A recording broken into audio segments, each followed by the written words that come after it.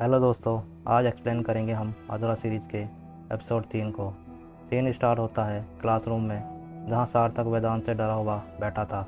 सार्थक का दोस्त ध्रुव कंपास से खेल रहा था और साथ में वेदांत का मजाक उड़ा रहा था। पर तभी उसका हाथ हवा में रुक जाता है, मानो जैसे किसी ने उसका हाथ पकड़ लिया हो, और वो कंपास अपने हाथ पर मार बैठता है। ध्रुव के हाथ से खून निकल रहा था और सार्थक वेदांत को ही देख रहा था, लेकिन वेदांत उसकी तरफ देखता है, जिससे सार्थक डर जाता है। फिर डाइनिंग हॉल में सभी दोस्त बैठे हुए थे। अजराज वहाँ कॉमिक्स के साथ आता है। उसे लगता है उसके दोस्तों ने उसके साथ प्रैंक किया है। रजत उस कॉमिक्स को उठाता है, पर उसे लगता है जैसे कि करंट लगा हो। रजत अपने दोस्त को उसे उठाने के लिए कहता है, लेकिन उसे कुछ नहीं होता है। अजराज कॉमिक्स के साथ वहाँ से चला जाता है।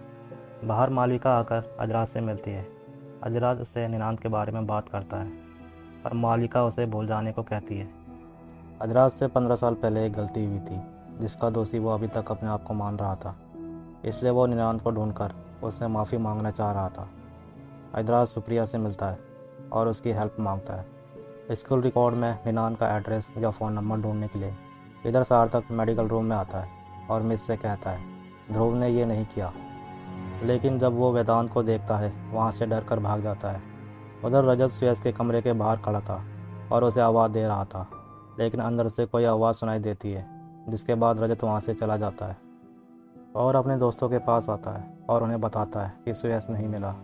जिस पर देव उसे फ़ोन करता है, लेकिन फ़ोन नहीं लगता। इधर आर्काइव रूम में सुप्रिया और अजराज आते हैं और स्कूल के पुराने रिकॉर्ड को ढूंढने लगते हैं। फिर अजराज को निनांत की फ़ाइल मिलती है, जिसमें निनांत का लिखा लेटर उसे मिलता है। वो लेटर को अपने पास रख लेता है और फाइल से उन्हें निनांत का कोडिगिरी का एड्रेस मिल जाता है, जहाँ उसके दादा दादी रहा करते थे। इधर हॉल में बच्चों का प्रोग्राम ख़त्म होता है और मालविका को देखते हैं, जो अकेले सीढ़ियों के पास खड़ी थी। तभी उसके पीछे से चलने की आवाज़ आती है। वो पीछे मुड़कर देखती है, जहाँ कोई नहीं था। फिर अचानक ही कोई उसका स्कार्फ नीचे से खींचता है, जिससे मालविका को सांस लेने में प्रॉब्लम हो रही थी।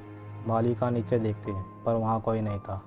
तभी उसे ऊपर सीढ़ियों से भागने की आवाज़ आती है, जिसे सुनकर मालविका वहाँ से भागती है और अजराज से टकराती है। अजराज को लगता है कि उसके दोस्तों ने मालविका के साथ प्रैंक किया है।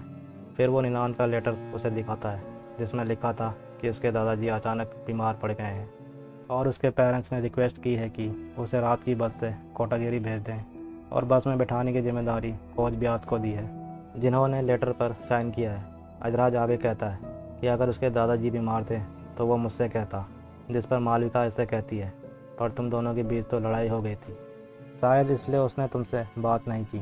फिर अजराज कोटागिरी के लिए जाता है, जहाँ पर वो निनांत के पिता से मिलता है, और यहाँ अजराज को पता चलता है कि निनांत तो 15 साल से गायब था। निनांत के पिता ने स्कूल में पता किया था, लेकिन स्कूल वाले ही उन्हें उल्टा सुनाते हैं और निनांत का लिखा लेटर दिखाते हैं, लेकिन उसके दादाजी की तबीयत तो ख़राब थी ही नहीं। फिर पुलिस इन्वेस्टिगेशन भी करवाई गई, पर उसका कुछ पता नहीं चला। बस के ड्राइवर से पूछताछ की गई, पर उन्होंने बताया कि निनांत कोटागिरी से 2 स्टॉप पहले ही उतर गया था। स्कूल के प्रेशर में आकर पुलिस वालों ने निनांत का केस बंद कर दिया। उनका कहना था कि निनांत गायब नहीं है, बल्कि कहीं भाग गया है। पर उस दिन ऐसा क्या हुआ उसके साथ जो उसने ऐसा कदम उठाया? फिर अजराज स्कूल के लास्ट डे को याद करता है, जहाँ निनांत और अजराज फ़ोटो खिंचवा रहे थे। निनांत अजराज को किस करने की कोशिश कर रहा था, लेकिन अजराज उसे दूर करता है। निनांत अजराज को पसंद करता था। अजराज वहाँ से गुस्से में जा रहा था, जिस पर निनांत के रोकने पर अजराज उससे और बच्चों के सामने गुस्से में बात करता है और किस वाली बात सबके सामने कहता है, जिसके कारण अजराज मालविका से भी नहीं मिलता, जिसने उसके लिए सरप्राइज प्लान कर रखा था। निनांत अजराज को एक्सप्लेन करने की कोशिश कर रहा था, लेकिन अजराज गुस्से में था, क्योंकि वो उसे अपना दोस्त मानता था। वो गुस्से में आकर उसे होमो कहता है, जिसे सुनकर निनांत दुखी था और इसी बात का गिल्ट अजराज को था। फिर स्कूल में एक प्रोग्राम चल रहा था, जिसके बाद देव डीन ब्यास के पुतले के ऊपर से कपड़ा हटाता है, जिसे वेदांत भी देख रहा था। फिर सबकी नज़र ऊपर थी, क्योंकि क्लॉक टावर पर सुयस खड़ा था, जिसके गले में रस्सी पड़ी थी। फिर वो वेदांत को देखता है और नीचे पहुंच जाता है और मारा जाता है। ये देखकर टीचर्स छात्रों को वहाँ से ले जाते हैं और हम वेदांत को देखते हैं, जो स्माइल करते हुए वहाँ से चला जाता है। रात में अजराज वहाँ आता है, जिसे सुयस की मौत की खबर मिली थी। फिर उसकी लाश को बाहर लाया जाता है, जहाँ अजराज उसकी जेब में कागज़ के टुकड़े देखता है, जिस पर होमो लिखा हुआ था। जिसके बाद अधिराज गलियारे में था, जहाँ पर वेदांत उसके पास आता है और उससे कहता है, आदू, आई एम फाइटिंग बैक।